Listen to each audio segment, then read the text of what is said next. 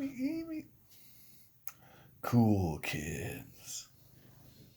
How you doing, cool kid? Today, cool kids, we're going to do something special.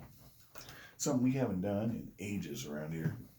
I actually had something come in, and I have more stuff coming in this month. It's going to be huge. What's coming this month is going to be huge. I ordered it 4 years ago, 4 years ago, but it's finally coming this month. Guys, get excited. The box is going to be gigantic. It's going to weigh, I can't remember, I think it's like 80 or 90 pounds. Oh, yeah. It's going to be epic. Remember, I've been telling you guys for a year now, COVID or beer virus, whatever you want to call it, messed up all the deliveries, all the Kickstarters. Well, slowly but surely, that's starting to change. All right. And what we're seeing is, as that changes, is I'm going to start getting stuff in. Guys, some of this stuff that's coming in, it's going to be huge. It's going to be gigantic. But for today, we're going to keep it small. We're going to keep it small.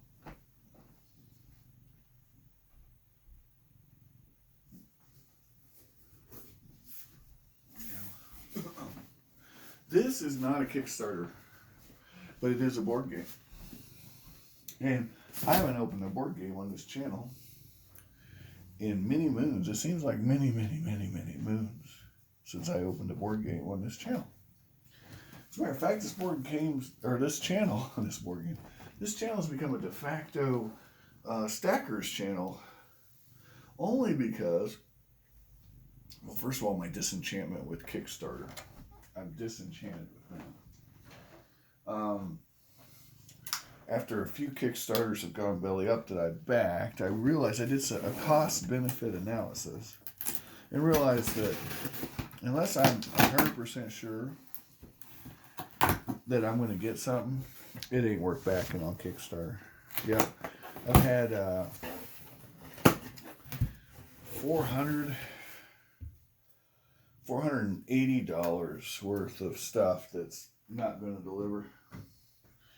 And one of them was the first thing I ever backed. So I was screwed right out of the gate.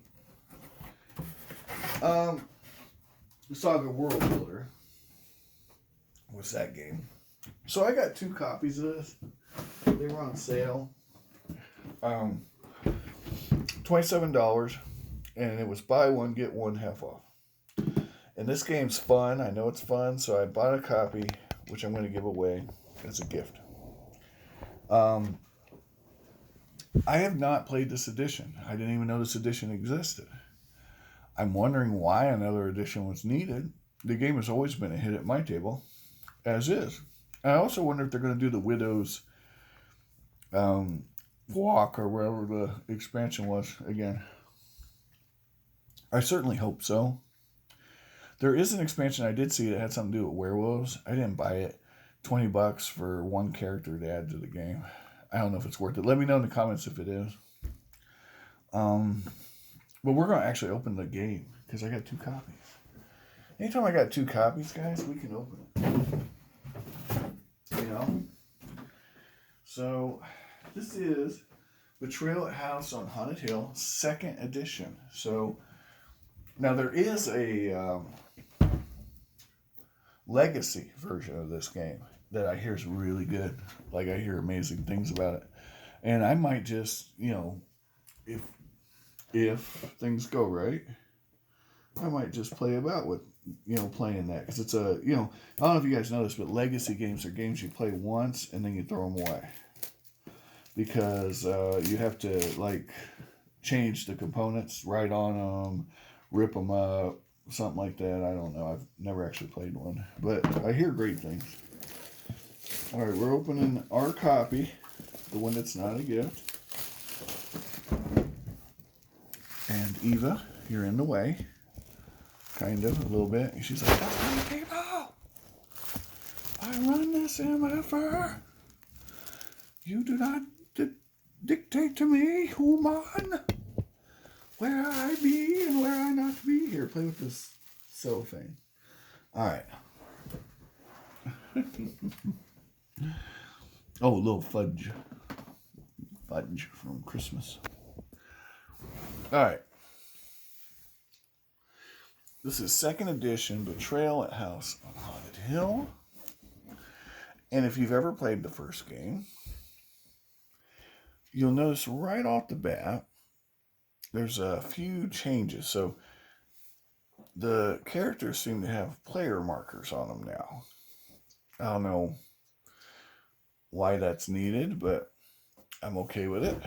The characters are not painted. In the original game, they are painted. Doesn't look like they're painted. The cover's interesting. The little boy looks kind of menacing and evil. Let's see if there's anything else on that. The little icons. Same. They're the same as the original game. We'll set that there. And in the box, you're going to get your punch outs with your little rooms, which I'm looking at them.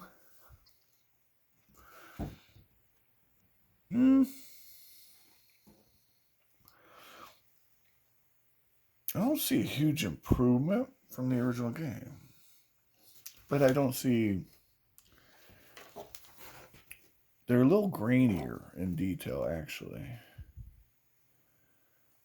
Just a little. The ballroom especially so far. But they're not bad. They're not bad. A little flimsier, too.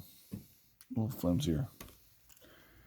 But this is where the biggest improvement needed to be. The original game, I had to take little pieces of paper to hold on the clips for my power levels. Also, they've added a new... No, they haven't. There were 4. Yep. Okay. So none of that's changed.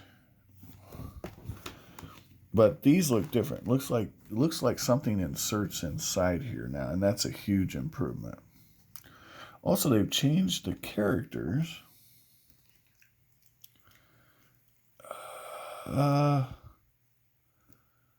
They've changed the characters. But have they changed the stats?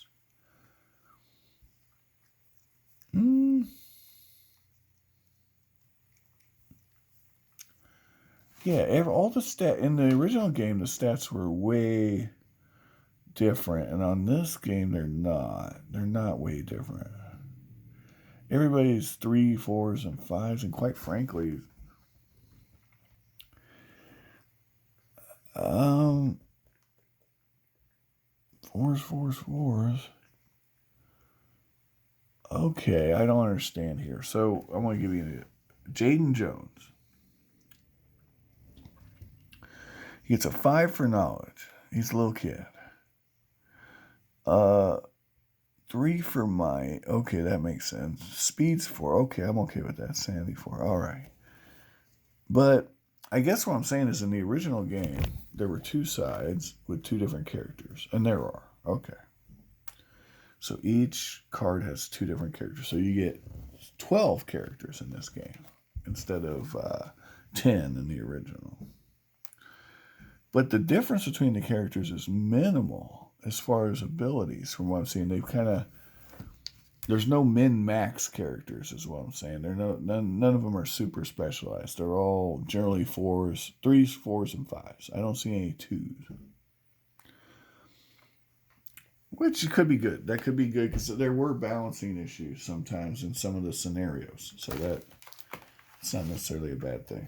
All right. I'm staying open-minded. You got all your little punch-outs, all your little tokens. Lots of tokens. And this seems superfluous. Surely there was something they could have put there or not wasted the ink. But you know what? I'm not going to complain about that. Eva likes these. Laying on these. They are definitely flimsier here's the other side, guys.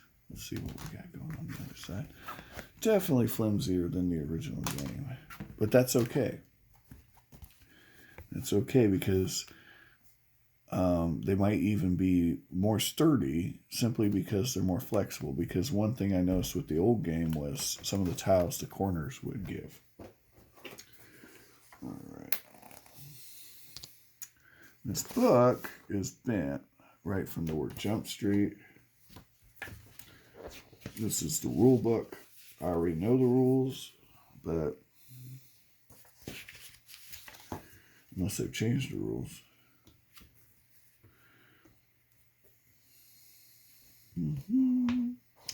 Anyway, rule book.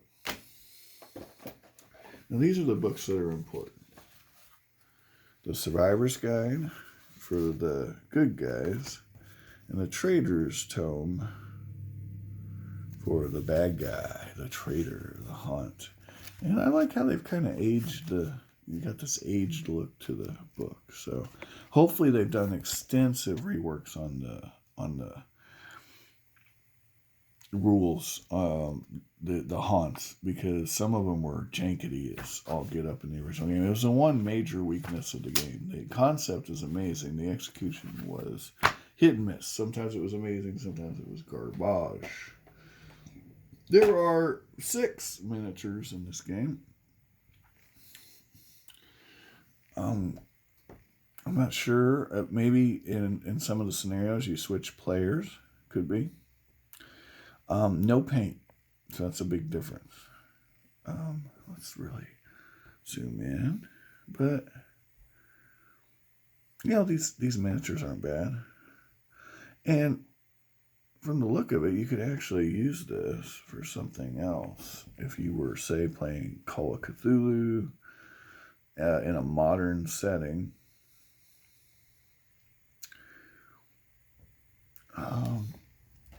We'll check the scale on these. They seem to be about 28 millimeter.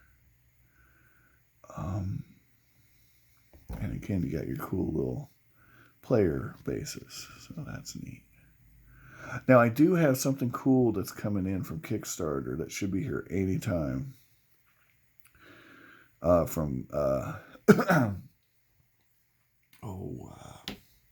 It's a group of bases that you can put the player number on and any status or ailment or buffs on they actually push into the base, right? So that's really cool, and we like that. That's neat. So, like that. But this could be used. These minis could be used for other games. Definitely. This guy especially, or gal. Yep. Yep. This could be used for Call of Cthulhu or any of your modern games. All right. Now, the detail on them's not bad. Yeah. Who makes this game? Again, this goes in here. I'm not sure who makes this game. Let's see here.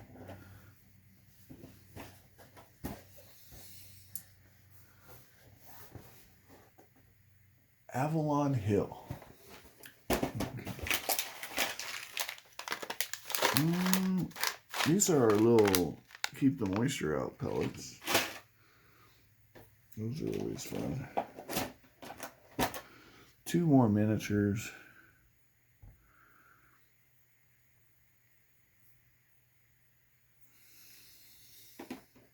With player bases.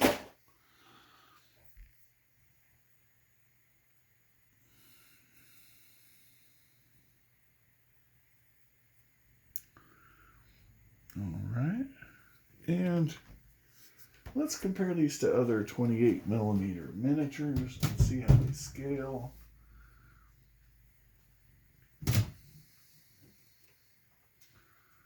All right, here's a 28 millimeter heroic hobgoblin in full warrior regalia.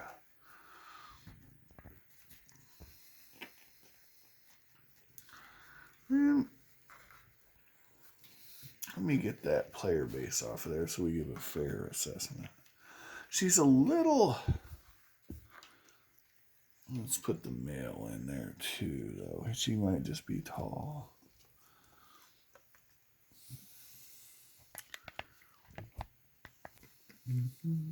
She appears to be a little taller than he is, or right about the same height. But the male and the female seem to be the same height as well. Actually, she's a little taller than he is. So really, she's just a tall woman. The scaling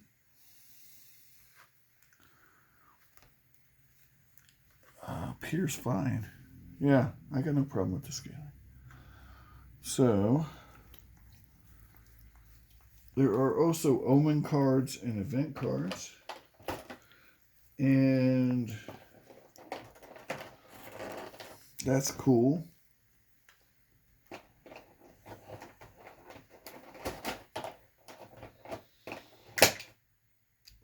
These characters only fit in the box the way they came in. So that's a negative. Especially if you were to paint these, you would not want to take them in and out of this box. But yeah, your event cards and your omen cards are... Let me zoom out here. Your event cards and your omen cards are right here. They're the same. Yeah, they look almost identical to the original game. Little flimsier, maybe. But no, really similar. I would have to pull out the old game to tell you for sure. But, oh, they're bent. Look, they're bent to right there. Boop. But these bend as you play the game. It's not the end of the world. You know, if you were playing a competitive game, you'd care about this. But this game's more of a fun kind of search around the house deal. And look, this tape or whatever is cut into the card as well. See that? So, but again, this game's not the type of game where that's a big deal. And at $27, I cannot complain, honestly. How many haunts are there? Well, let's look real quick. And 50. So the original game had 50. So that's the right number. And then you got your turn counter. Just like the original game, it's a... And I wonder where the little clips are that go into the character boards. Where are those at? Oh, is that what's in this bag? That might be the things in this bag.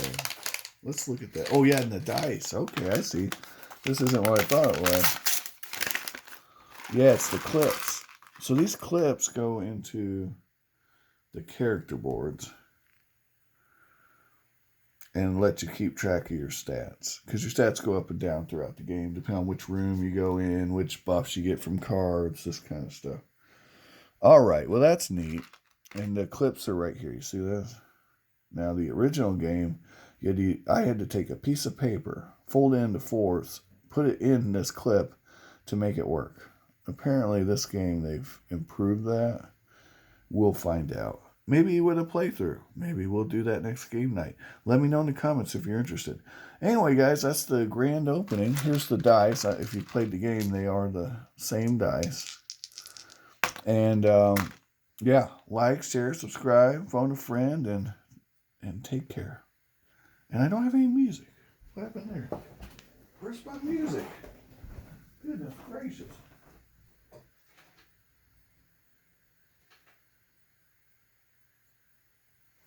All right. Anyway, we'll send you off with some music. Guys, I want you to find all the collectibles of your dreams. I want you to do it while you're awake. If you can't do it while you're awake, do it while you're asleep. That's okay, too. If you can't find them, don't blame me, because I tried to show them to you. And if you're just too blind to notice, are we going to play anytime here? Anytime. There. All right. I promised music, and by God, we got it. Thanks for watching.